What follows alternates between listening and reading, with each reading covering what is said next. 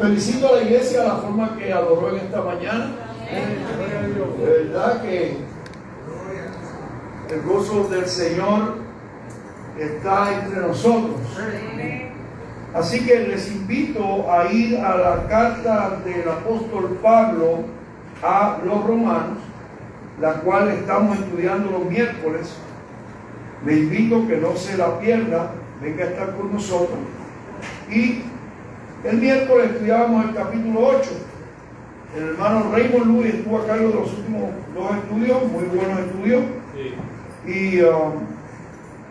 Y inspirado por Raymond, mientras daba el estudio del miércoles, retomé los últimos versículos que voy a leer en Romanos 8:33 y me inspiré a cambiar el mensaje en esta mañana. O sea, lo que iba a predicar lo cambié del miércoles aquí para hablar del costo de la fidelidad a Dios, el costo de la fidelidad a Dios, y añadí a esto, tiene o siempre ha sido alto. El costo de ser fiel al Señor ha sido alto. Y dice Romanos 8:33, ¿quién acusará a los escogidos de Dios? Dios es el que justifica. ¿Quién es el que condenará? Cristo es el que murió, más aún el que también resucitó, el que además está a la diestra de Dios, el que también intercede por nosotros. ¿Quién nos separará del amor de Cristo? Tribulación, o angustia, o persecución, o hambre, o desnudez, o peligro, o espada, como está escrito: por causa de ti somos muertos todo el tiempo, somos contados como ovejas de matadero. Antes, en todas estas cosas, repita, somos más que vencedores por medio de aquel que nos amó. Por lo cual estoy seguro, y repita conmigo, de que ni la muerte, ni la vida, ni ángeles, ni principados, ni potestades, ni lo presente, ni lo porvenir, ni lo alto, ni lo profundo, ni ninguna otra cosa creada nos podrá separar del amor de Dios que es en Cristo Jesús, Señor nuestro. Padre, gracias te damos por esta hermosa palabra que en esta mañana vamos a exponer para tu gloria. Abre corazones y mentes para entender y da sabiduría a tu siervo. Escóndeme detrás de tu cruz para hablar solo lo referente a tu palabra. Toda la gloria es tuya, ahora y siempre. Amén. Pueden sentarse. Desde el principio de la creación, el pueblo de Dios ha sido perseguido. Y déjenme decirle, aunque la iglesia ha sido perseguida, ha sobrevivido, o el pueblo de Dios ha sobrevivido solamente por la fidelidad de un pueblo que ha decidido, a pesar de todas las objeciones y tropiezos, ser fiel al Dios que le llamó. El Israel en el Antiguo Testamento recibe un llamado de parte de Dios para ser un pueblo ejemplo al mundo. Y muchos de ellos eran débiles, muchos de ellos se rindieron, pero los que permanecieron fieles fueron suficientes para recibir la recompensa del Señor y la resistencia para seguir siendo el pueblo de Dios. Si miramos así a vuelo de pájaro, por ejemplo, cuando el pueblo está en Egipto, es perseguido por los egipcios y quieren matar a sus niños, eliminar al pueblo, porque ese pueblo no conviene que esté ahí. Y sobrevivieron, hermano. Sobrevivieron porque Dios estuvo con ellos. En el libro de Esther se levanta un hombre que planificó la destrucción total del pueblo judío. ¿Recuerdan a Amán? Pero también tenemos los fieles. Esther y Mardoqueo se pararon de frente y fueron fieles al Señor y sostuvieron para que el pueblo tuviera la fe, porque en la manera que nosotros somos fieles le demostramos a otras personas que es bueno ser fiel al Señor. Así que ellos se sostuvieron en fe y el pueblo salió victorioso. De hecho, Amán fue ahorcado, y no es que celebro la muerte de ser ahorcado, sino que lo que él planificó para el hombre de Dios, todo Dios lo puso en contra de él. Si seguimos y hablamos de algunas cosas, los babilónicos los capturaron, así el pueblo de Dios fue pasando por pueblos que intentaron destruir al pueblo de Dios. Luego, cuando llegamos al Nuevo Testamento, tenemos a Herodes también, que mató todos los niños que pudo para eliminar al Mesías y eliminar al pueblo de Dios. Saulo de Tarso, que luego se convirtió en Pablo, persiguió a la iglesia a muerte, los metió en la cárcel, y sin embargo, también el Señor lo cambió para ser su servidor. Así que hay un costo muy alto. En la Biblia nos habla de los mártires que murieron. Luego, a través de la historia, vemos mártires que también sufrieron persecución, muerte. Todavía al día de hoy vemos iglesias en Uganda, en todos estos lugares que son quemados. Hace poco leía la historia donde estos individuos vinieron y pusieron cadenas a las puertas y incendiaron la iglesia con la gente adentro. O sea, el pueblo de Dios sigue teniendo persecuciones, sigue teniendo tropiezos. ¿Por qué? Porque la Biblia nos advierte de la persecución venidera, pero también en esa persecución venidera el Señor está diciendo: los que sean fieles van a permanecer, los que sean fieles van a ser guardados. Así que la Biblia no nos ha prometido un evangelio sin problemas, sin necesidades, o un evangelio demasiado suave.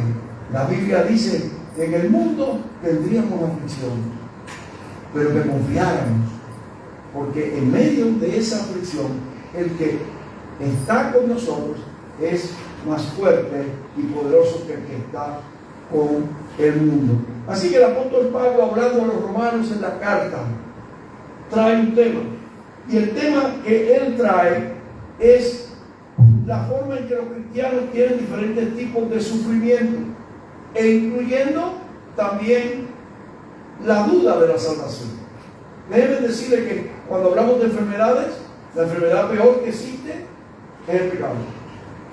De cualquier otra enfermedad tú puedes sanar, tú puedes medicarte, pero para el pecado solamente la sangre de Cristo puede. Así que, la enfermedad más terrible que la humanidad tiene hoy se llama el pecado. Y Pablo está tratando de que la iglesia de Roma pueda entender. Y en el versículo 33 lo confronta con su vida espiritual primero. ¿Por qué? Porque cuando una persona está fuerte espiritualmente, puede vencer todas las adversidades. Como una persona que no se congrega, como una persona que no busca a Dios, espera estar fuerte para enfrentar los problemas que tendrá mañana. Y entonces Pablo confronta con la parte espiritual y dice: ¿quién acusará a los escogidos de Dios? Y rápido les contesta: Dios es el que justifica. Nosotros, nuestros pecados fueron justificados, fueron perdonados por gracia a través del sacrificio de Cristo en la cruz del Calvario. Así que Pablo dice: ¿quién nos puede acusar? ¿El diablo? No puede. Cristo lo venció en la cruz del Calvario. Cristo murió por nosotros. Así que Cristo es el que justifica. ¿Quién es el que condenará? Bueno, nadie nos puede condenar, porque Cristo es el que murió, más aún el que también resucitó. O sea, la resurrección fue un hecho que muchos vieron, literal, verídico, que nos da seguridad, nos da esperanza. Y Pablo, a pesar de que hace la pregunta, contesta: el que murió, más el que también resucitó. Y luego dice algo más hermoso: el que además está a la diestra de Dios. O sea, tenemos un abogado, ¿no?, que intercede por nosotros. Así que Pablo está diciendo: tengan seguridad plena en Jesucristo, tengan seguridad plena en su salvación, confíen que sí han sido salvos, y por lo tanto su vida espiritual se fortalecerá para enfrentar las vicisitudes que vienen. Hay personas que descuidan su vida espiritual. Predicaba yo en el mensaje del hermano Baltasar cómo la gente atiende los mantenimientos de los automóviles. Recuerda que le hice el ejemplo del señor que estaba con la cortadora de grama, que casi hasta la brilló, que parecía que iba para un auto show con la cortadora de grama. Esas preocupaciones que tenemos porque todo esté limpio, nítido. Pero realmente no ajustamos, no limpiamos, no reparamos nuestra vida espiritual. La descuidamos muy a menudo. La descuidamos. Hace unos días fui a buscar un libro que yo había comenzado a leer, pero luego, ustedes saben, a mí me regalan tantos libros que hace poco yo regalé 20 libros que nunca había leído. Porque son tantos los libros que me regalan que no, yo soy humano, o sea, yo no puedo tragarme 4 libros mensuales o 5. O sea, entonces yo leo algunos libros.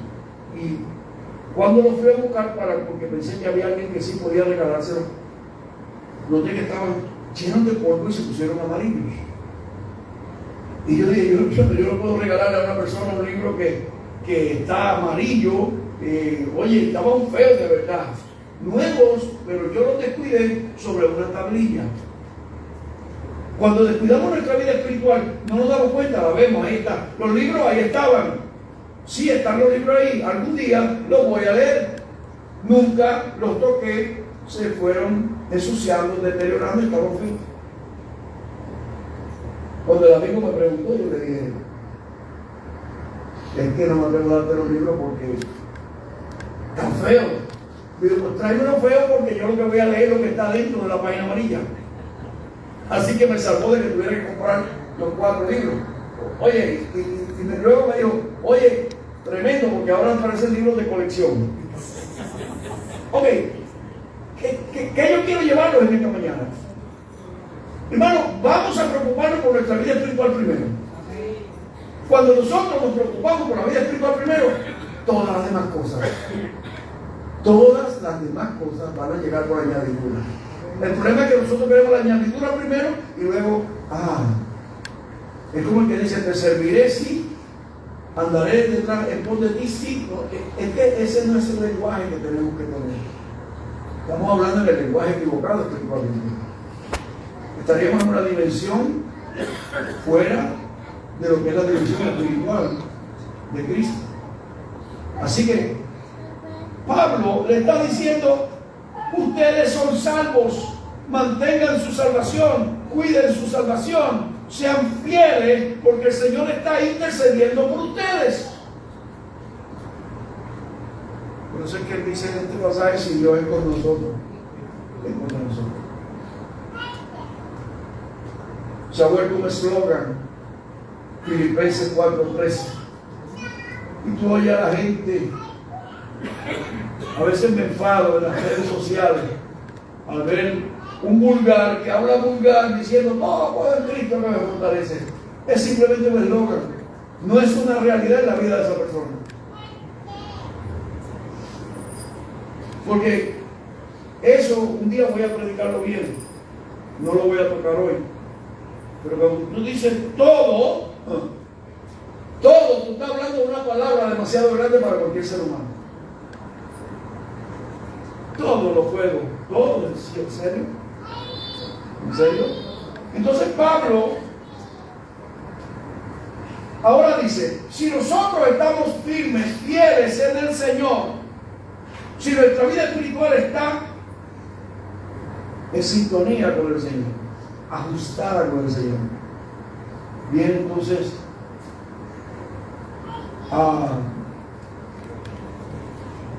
las preguntas y contestaciones. ¿Quién nos separará del amor de Cristo? ¿Quién o qué? ¿Quién o qué nos separará del amor de Cristo? Y él dice, una tribulación. A ninguno nos gusta la tribulación. Dejemos de ser hipócritas. Me distingo por ser un pastor que predica fuerte en mi vocabulario. Pensamos que las tribulaciones no. Yo no quisiera ninguna tribulación. Hubo un tiempo donde el pentecostalismo regó que las tribulaciones te hacían y que es súper cristiano.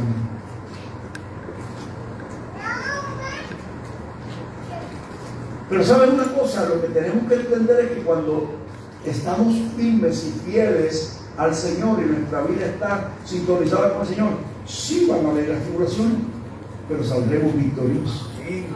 Porque el que prometió pelear la batalla, el que está sentado a la diestra de Dios intercediendo por mí, va a pelear esa batalla.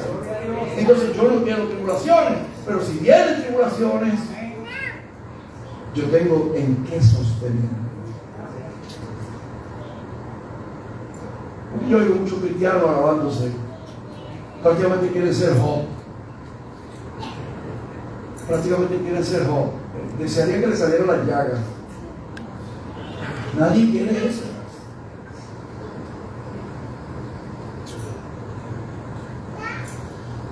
¿Quién nos separará del amor de Cristo? Tribulación, angustia o persecución o hambre o desnudez o espada, como está escrito: por causa de ti somos muertos todo el tiempo, somos contados como ovejas de matadero. Persecución, dificultades, pruebas.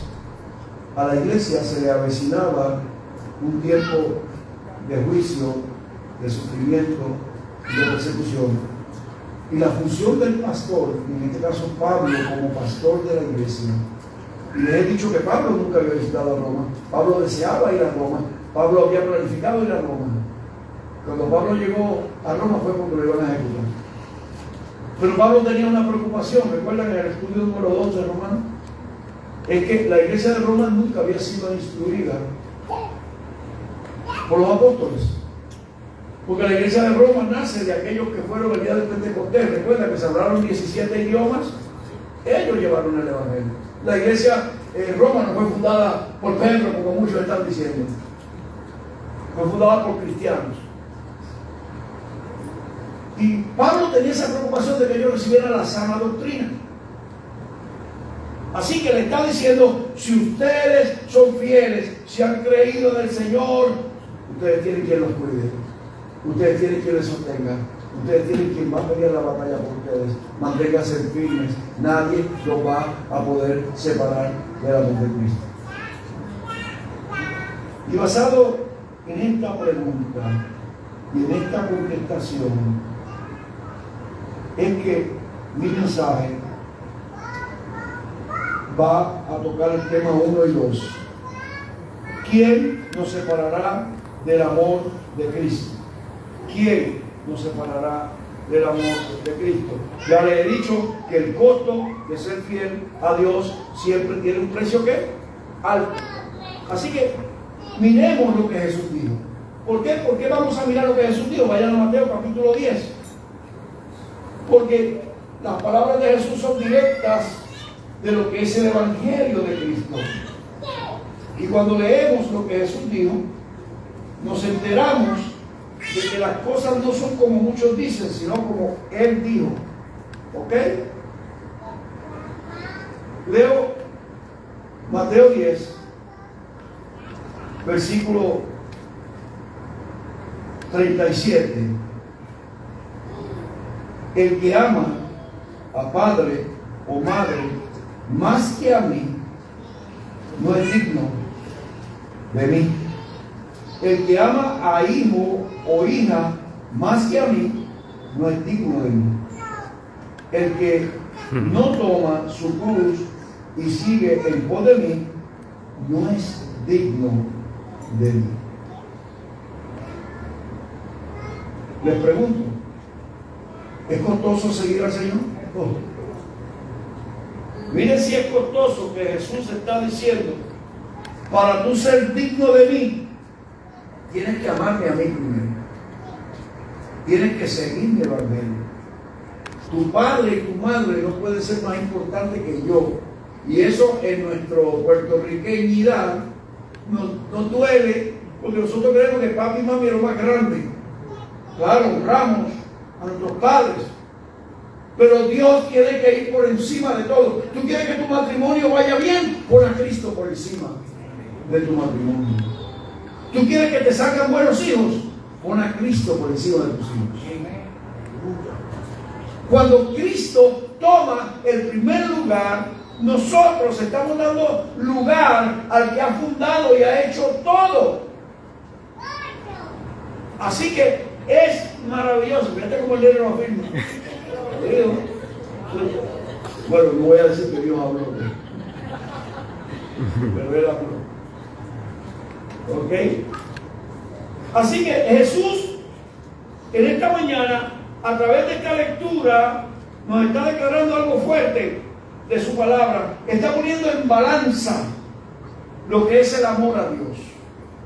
El amor a Dios, donde tú dices, oye, Dios tiene que ser por encima de mi familia, de mi matrimonio, de mis hijos.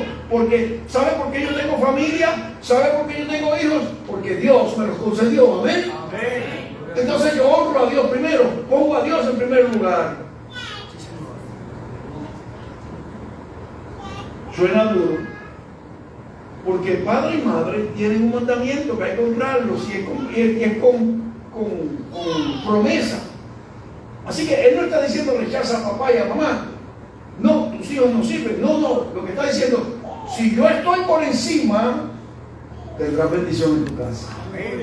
Si yo soy el primero, tú tendrás bendición en tu casa. Así que es maravilloso que nosotros en esta mañana podamos decir, oye, yo quiero ser como Abraham. ¿Recuerdan a Abraham? Abraham amaba a su familia. Abraham tenía una promesa, pero un día Dios le dijo, ¿sabe qué? Dame tu hijo. Dame tu hijo. Y Abraham, no crea que Abraham dijo, qué chévere, que si no me pidió mi hijo, te vas a morir ahora mismo, nene, prepárate, vamos para el monte. ¿Fue así? No. La Biblia nos da una descripción de un hombre fiel a Dios, pero cuestionando en su mente, porque su humanidad se preguntaba por qué Dios me está pidiendo que yo sacrifique a mi hijo. Yo le puedo dar 10 toros, le puedo dar 50 vacas, le puedo dar 1000 cabras, le puedo dar 10,000 ovejas si quiero. Abraham era rico, pero me está pidiendo lo único que tengo, y que tengo 100 años y que nació por milagro. No voy a decir por carambola, porque Dios no es loco. Dios todo lo quiere en planes.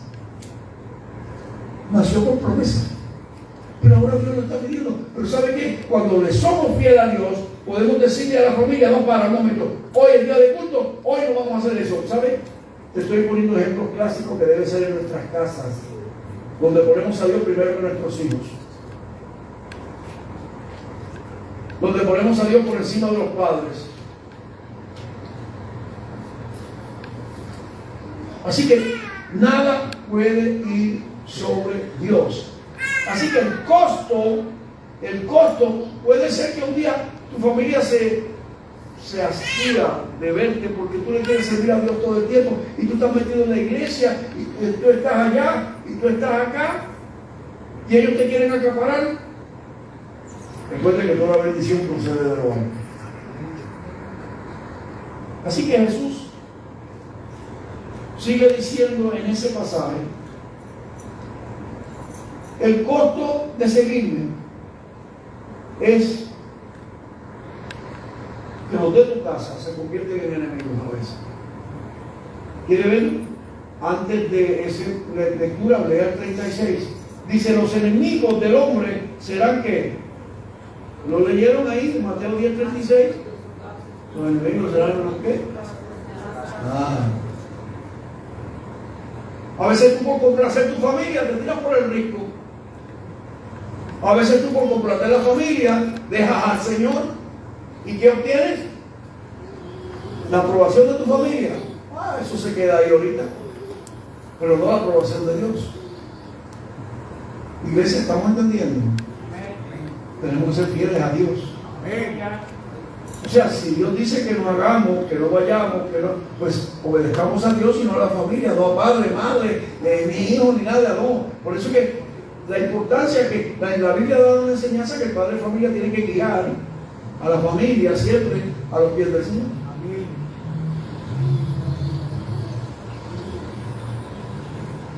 Así que el Señor dice, no solamente no puedes amar padre, madre, hijo o hija, sino que tienes que tomar la cruz, tienes que seguirme, tienes que venir en pos de mí. Y vuelve y dice en el versículo 38, si no haces eso, tampoco eres digno de mí.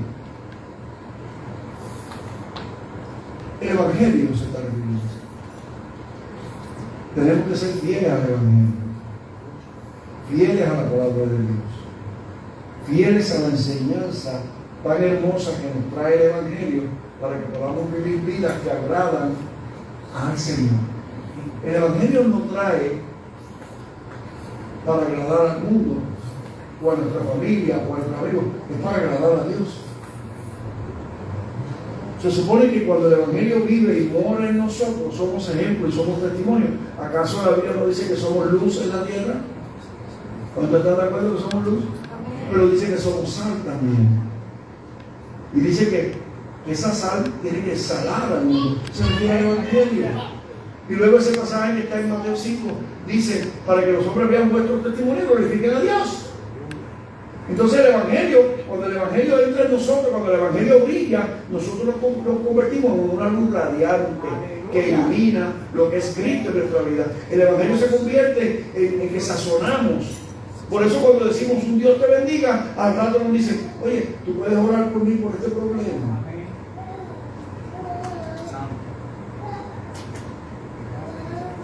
Le dije a un señor que le compré un mantecado así en la calle y miré el rostro de aquel señor, se veía un hombre muy trabajado, muy cansado. Al final cuando le pagué $1.50 por el mantecado mío, le dije, Dios te bendiga. Y este hombre me dice, qué bonito ver un hombre que le dice a otro hombre, Dios te bendiga. Y me dijo, me hacía falta. Terminé orando por él. Hermano, nosotros estamos para, no necesitamos tarimas de predicación. Necesitamos ser sal. Necesitamos ser luz. Por eso el Señor dice, si tú no tomas esta palabra, el Evangelio, y lo vives, no sirve de nada.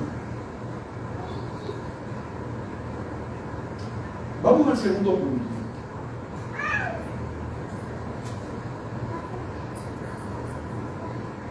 Porque el tema que no podemos perder es quién nos separará del amor de Cristo. Así que hay un enemigo común para los cristianos. Te pedirá Satanás. ¿Y qué le voy a decir? El mundo. El mundo tiene mucha oferta para nosotros hoy, incluyendo, se ha hecho ahora hay un evangelio híbrido. ¿Usted sabe lo que es un evangelio híbrido? Bueno, mezclamos cosas de la Biblia con cosas que, oye, cualquiera que tiene doctrina sabe que no son bíblicas, que no son sana doctrina. Y por eso, cuando usted ve mucha porquería en YouTube de predicadores, bla, bla, bla, bla, bla, bla, usted está creyendo un montón de cosas que lo que hace es que le crea una hambre y una incertidumbre y usted nunca aprende nada. ¿Usted quiere aprender? Tome su Biblia, dedique media hora. Haga lo que yo muchas veces hago. ¿Tú sabes cómo yo no permito que mi mente se distraiga? Aprendí a leer en voz alta. Yo leo en voz alta en mi escritorio en casa por la mañana a veces porque no quiero que mi mente piense más que tenía que ir allá y que tenía... No, leo en voz alta. ¿Te quiere aprender? Lea la Biblia, ore para que Dios le dé discernimiento. Ahí está la verdad. Amén. Deje de estar buscando acá y buscando acá y buscando acá. Parece que usted tiene un hambre que... Y tú ves a la gente gorda de palabras, pero sin doctrina, sin teología. ¿Verdad? Hay muchos cristianos que no saben definir qué es doctrina y qué es teología. Tampoco saben la diferencia.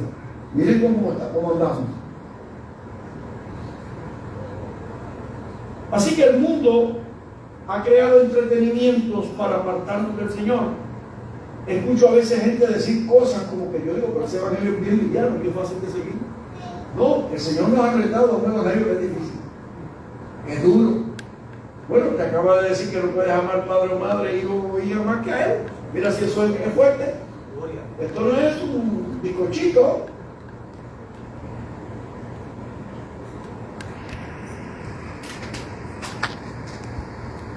Cuando vemos, y ahora voy a citar a John MacArthur, que él dice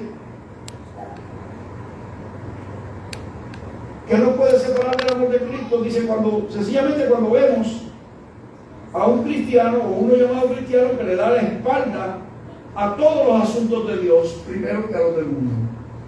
Oye, nosotros estamos dispuestos a atender, oír tantas cosas primero y luego pues no tenemos el tiempo para el Señor. Hay cosas que nos ocupan.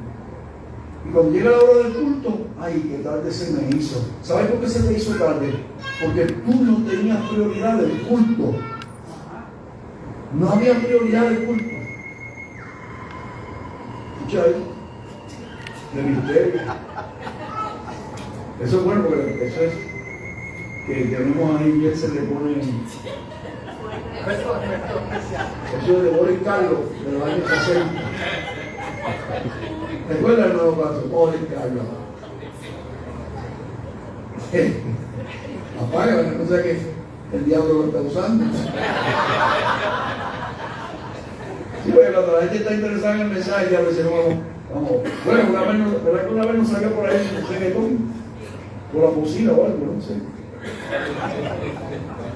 Ya se me fue el hilo, ¿por dónde lo iba?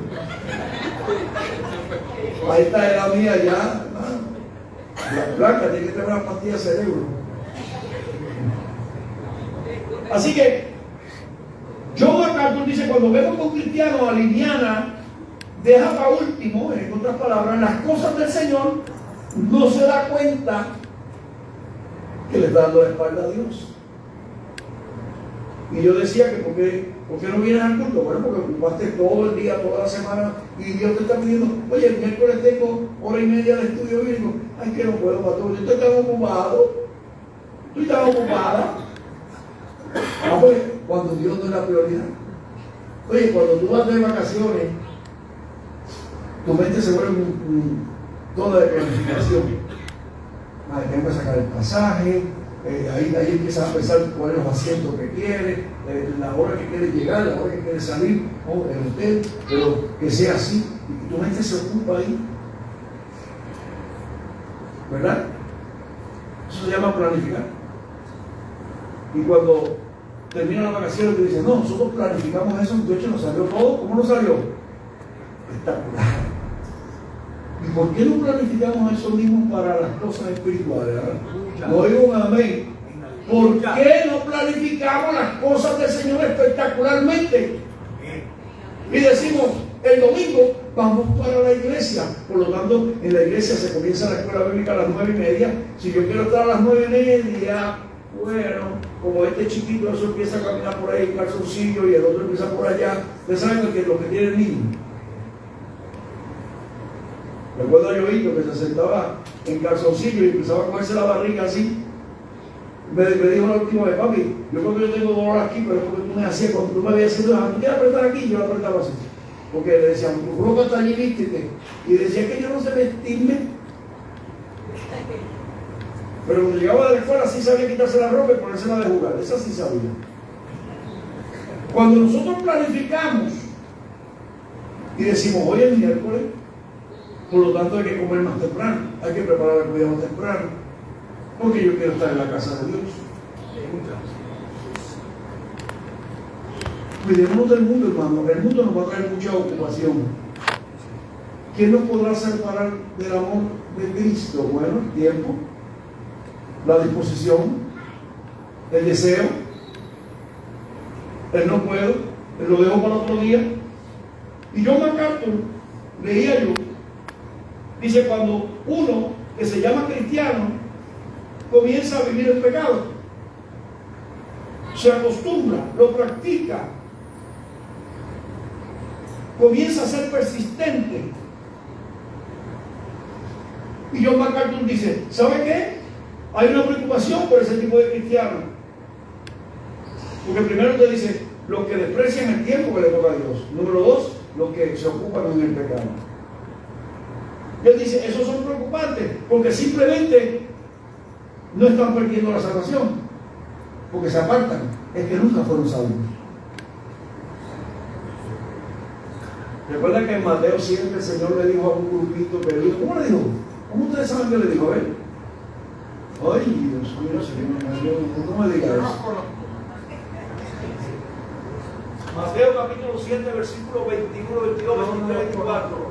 Se le acercaron uno y le dijeron: Señor, Señor, en tu nombre predicamos, en tu nombre oramos, en tu nombre. ¿Y qué le dijo el Señor?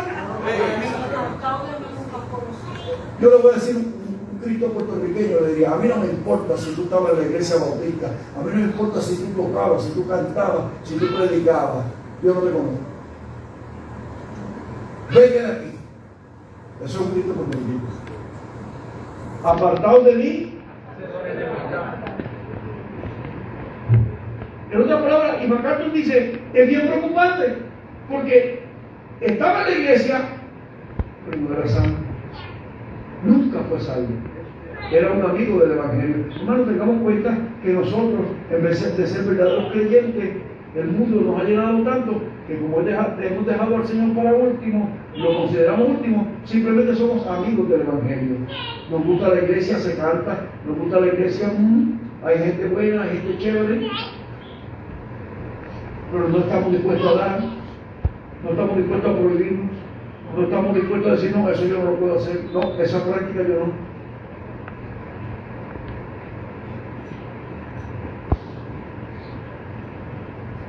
En primera de Juan, ahora el apóstol Juan, capítulo 2, versículo 19, al igual que Jesús dijo: vendrán muchos en mi nombre diciendo, y yo tendré que decirle: nunca conocí.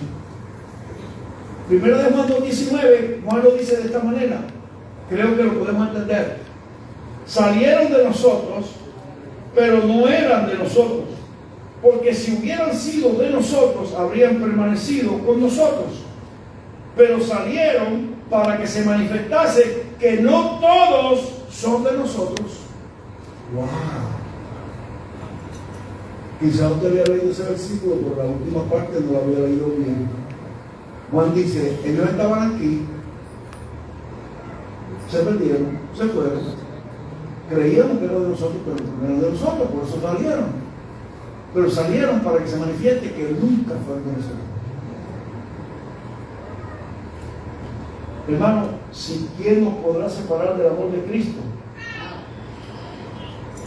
El mundo. El mundo te puede separar. El afán, todo lo que tú piensas que es bueno para ti, pero que el Señor te ha dicho que no es bueno para ti. Así que vamos al punto número 3. Después de que muchos le decían al Señor que lo amaban y todo, es importante que nosotros nos cuidemos de qué nos puede separar del amor de Cristo. Y es algo que deberíamos estar siempre. Y basado en esta predicación, mientras yo leía, encontré que Jesús tuvo ese problema también en su ministerio, porque mucha gente venía a él, venían buscando los panes, los peces, la sanidad. El Señor tuvo que decirle también: ustedes no me están siguiendo. El Señor una vez se paró en el lago y le dijo: ustedes no me están siguiendo a mí para obedecer mi palabra, ustedes me están siguiendo porque ayer comieron panes y peces. O sea, a veces no tiene que ser tan íntegro en la predicación del Evangelio que se convierte en un Evangelio que lastima, que es doloroso, pero es que se está tratando de salvar a la gente. Entonces, para salvar a la gente hay que advertirle, para advertirle, ¿verdad? Así que es lo que estamos viendo en esta mañana. Así que el último punto que no podrá seguir, que no podrá separar del amor de Dios, es que no todos siguen la verdad. No todos siguen la verdad. Yo espero que todos los que estén aquí sigan la verdad. Por eso Jesús también presenta un ejemplo. En Lucas 9:57. Si van allí, les comparto la historia de 3 hombres que lamentablemente tenían problemas serios. A través de esta historia de Lucas 9:57, que Mateo también escribe, ¿verdad? vemos que mucha gente le dice que ama al Señor. En la calle usted va y le pregunta, ¿tú crees en el Señor? Sí. ¿Tú amas al Señor? Sí. Pero cuando tú miras su vida, en nada se asemeja a uno que sí que cree. Así que vamos a ver 3 casos de 3 hombres que decían que amaban al Señor y que lo seguirían, que le serían fieles. Hay una palabra y una doctrina que se debe aprender, que es el señorío de Dios sobre nosotros, o el señorío de Cristo. ¿Qué significa esto? Que cuando nosotros venimos a Cristo, nos sometemos a Él, nos sometemos a su palabra y permitimos que Cristo tome control de todas nuestras acciones. ¿Por qué? Porque nosotros estamos sometidos a Él. Pablo dice, ya no vivo yo. ¿Qué? ¿Más vive qué? Cristo en mí. Y si eso es real, entonces el señorío de Dios tiene que tomar cómo tú piensas, cómo tú hablas, cómo tú actúas. Aunque muchas veces la parte humana se sale y hay que corregirla y hay que traerla de nuevo. Eso es estar en el señorío de Cristo. Dice Lucas 9:57, yendo ellos, uno le dijo en el camino, Señor, te seguiré a donde quiera que vaya. Fíjense que dijo, a donde quiera. El tiempo bueno y el tiempo malo. ¿Sabe que cuando uno se convierte a Cristo es como cuando uno se casa? Muchos bajaron la cabeza cuando uno se casa. Tanta gente que yo he tenido ahí al frente, enchulados, le brillan los ojos, están babeados. Y tú le dices, ¿prometes amar, cuidar, respetar, proteger esta mujer hasta que la muerte te separe? Acepto, pastor. Eres rápido, pastor. No tengo que ir. Luego viene ella y le dice, tú, fulanita, aceptas a fulano. Y cuando le dice, en la riqueza y en la pobreza, claro.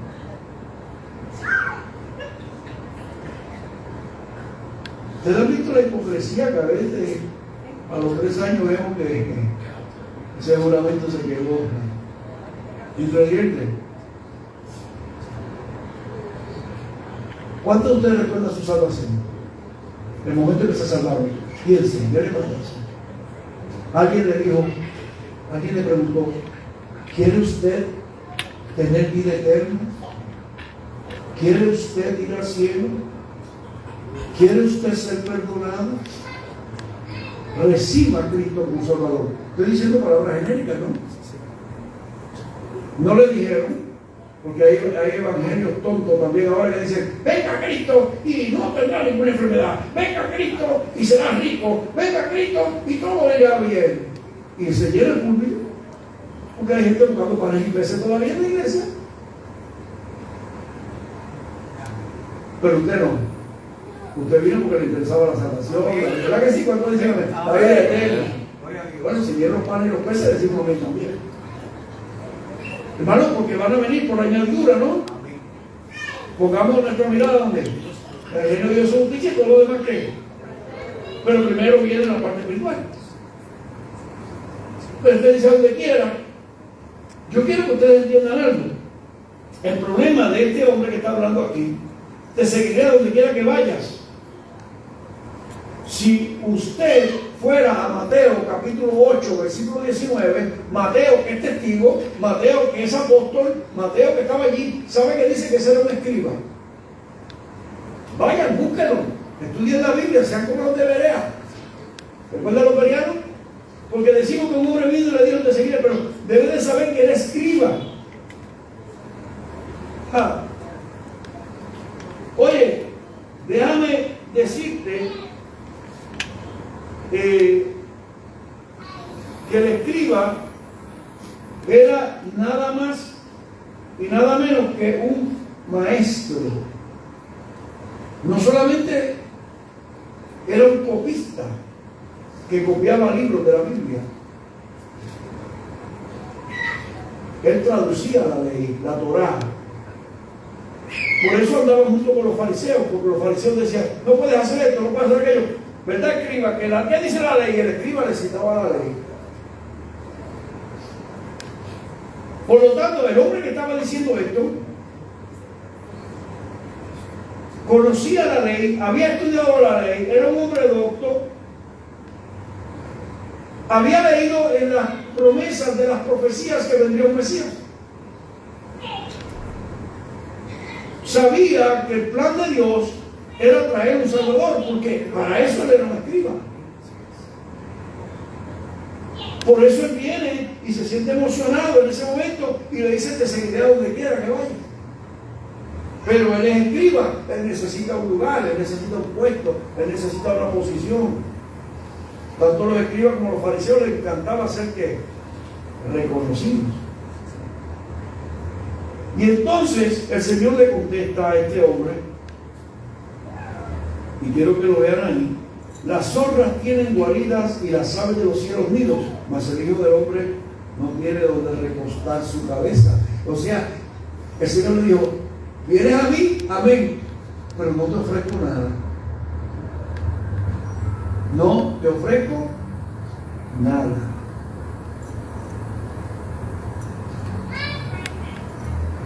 Es triste cuando gente que conoce la palabra de Dios no permite que el señorío de Cristo tome posesión completa de ellos para servir únicamente al Señor.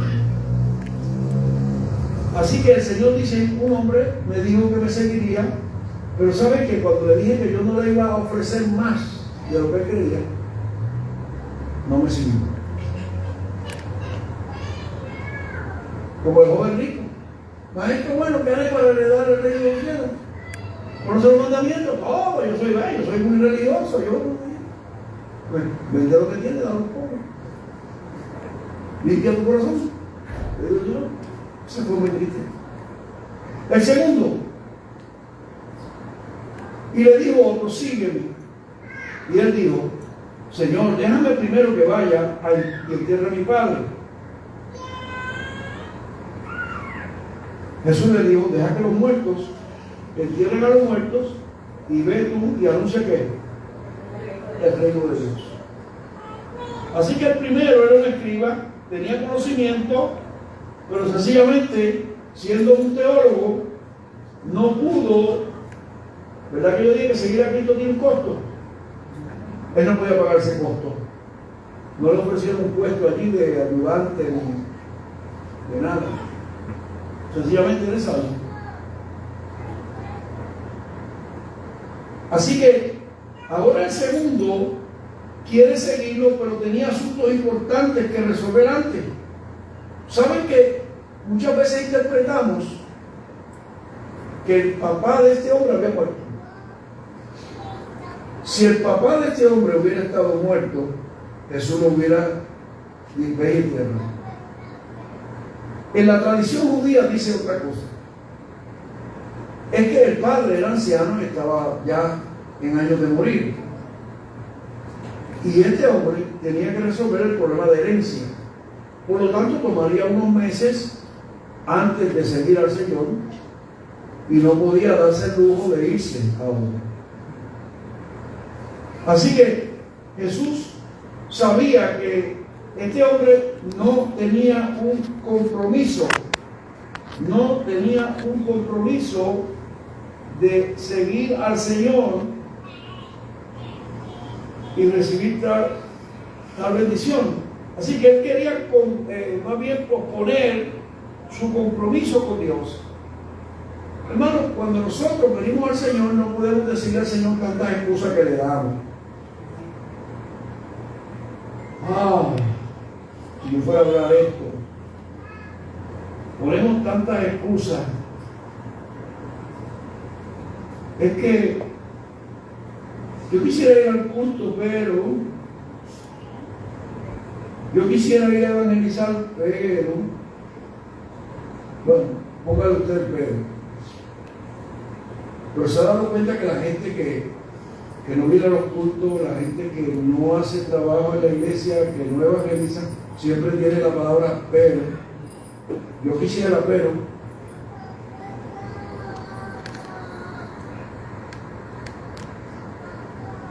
¿qué nos puede separar del amor de Cristo? Sencillamente no seguimos la verdad, no decimos la verdad, estamos inventando. Yo quisiera hacer más, pero... Y finalmente llega el cuarto hombre, donde Jesús usa una gran metáfora que todos conocen.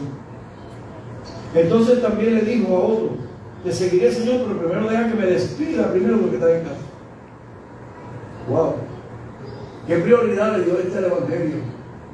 Que había que ir a decirle: bueno, mira, nos vemos. Nos vemos. ¿Sabe lo que el Señor le dijo? Ninguno que poniendo su mano en el arado mira hacia atrás es apto del reino de Dios. Así que, ¿qué es mirar hacia atrás? Porque no todos se van a seguir la verdad, van a tener sus propias interpretaciones, sus propios pensamientos. Déjame que me despida. A veces posponemos seguir las cosas espirituales por cosas simples. Por eso con facilidad decimos: no puedo ir al culto, no puedo ir a evangelizar, no puedo ir, tengo que resolver esto, y nosotros nos vamos a inundar en nuestros quehaceres y finalmente no vamos a hacer nada. Así que el Señor dice: oye, si tú tomas el arado, si tú aceptaste el Evangelio, oye, no puedes mirar atrás, no puedes ver el pasado, no puedes. ¿Sabes cuál es el problema? Que el arado tiene que hacer surcos derechos, y el que mira atrás los hará torcidos. O se le enreda el arado en una piedra y tiene un accidente, o rompe el arado. Entonces dice: ninguno que tomando el arado mira atrás es digno. Aquellos que son ambivalentes en el Evangelio. Por eso muchas veces darle una posición en la iglesia a una persona requiere ser evaluada, pensar, porque hay personas que toman posiciones pero luego no hacen nada. La mayoría de la gente no anda en la verdad, porque su mundo es un mundo de excusas, de peros, y eso no es andar en la verdad.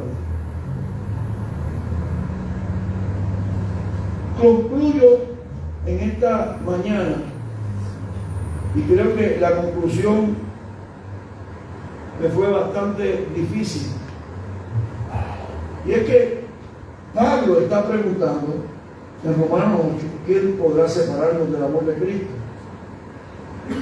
Y ahí nos hace una lista que yo quiero que nosotros vayamos a la lista.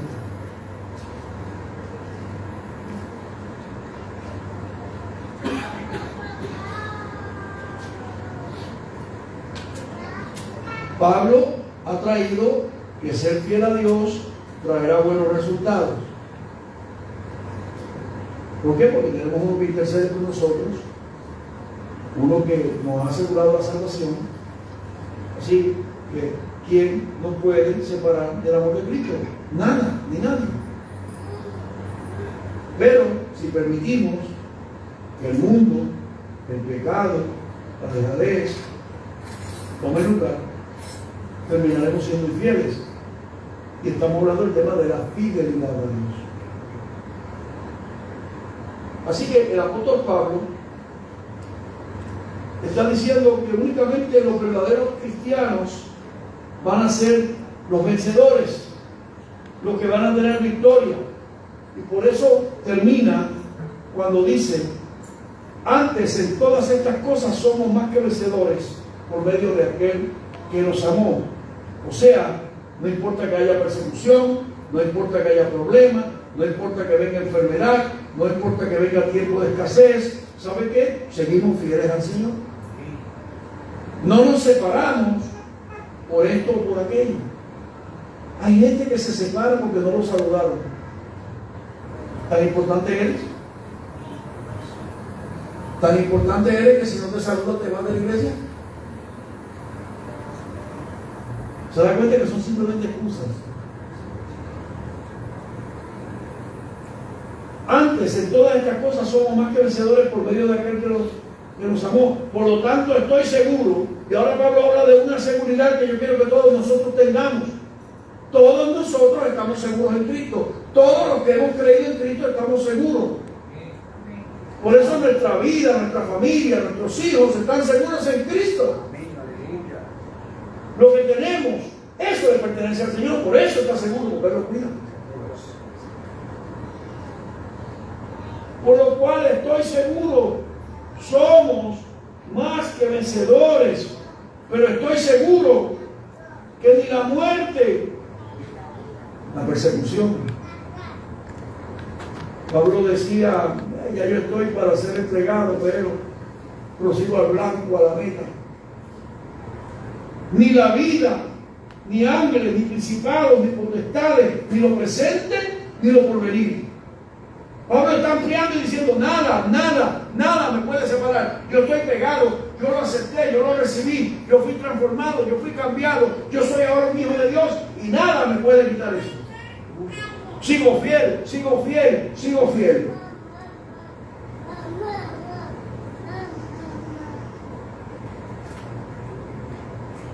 Ni lo alto, ahora habla de dimensiones, ni lo profundo, ni ninguna cosa creada nos podrá separar del amor de Dios que es en Cristo Jesús, Señor. Hermano, la fidelidad a Dios es esencial en la vida del creyente. El creyente que no tiene seguridad de salvación, de seguro no podrá entender lo que yo he hablado en esta mañana. Juan 15:5. El Señor dijo, yo soy la vid, vosotros los pámpanos. El que permanece en mí y yo en él, este va a llevar mucho fruto, porque separados de mí, nada puede ser. De la manera que nosotros estamos pegados al Señor, vamos a permanecer, vamos a ser fieles, y Dios tendrá toda prioridad. Ya hemos visto cómo el Señor, hablándole a aquel pueblo, le dijo, bueno, si tú me quieres seguir, tienes que estar dispuesto a seguirme. Tienes que dejar todo, nada puede ser por encima de mí. Y yo voy a trabajar contigo en todos los tiempos, los buenos, los malos, en la salud, en la enfermedad, ahí está el Señor. Termino con un pensamiento de John MacArthur, donde él dice, sin duda todos los creyentes tendrán pruebas, vicisitudes, enfermedades, van a pasar por ese fuego, pero van a salir triunfantes y victoriosos. Porque Dios no solamente perdona y salva, sino que Dios también cuida y protege. Quiero que tenemos nuestras cabezas en esta mañana y piense, si usted ha pensado el costo de ser fiel a Dios y tiene claro que será un precio alto y usted está dispuesto a pagar, usted está dispuesto a seguir. Yo le invito que usted, si así lo siente, usted pase.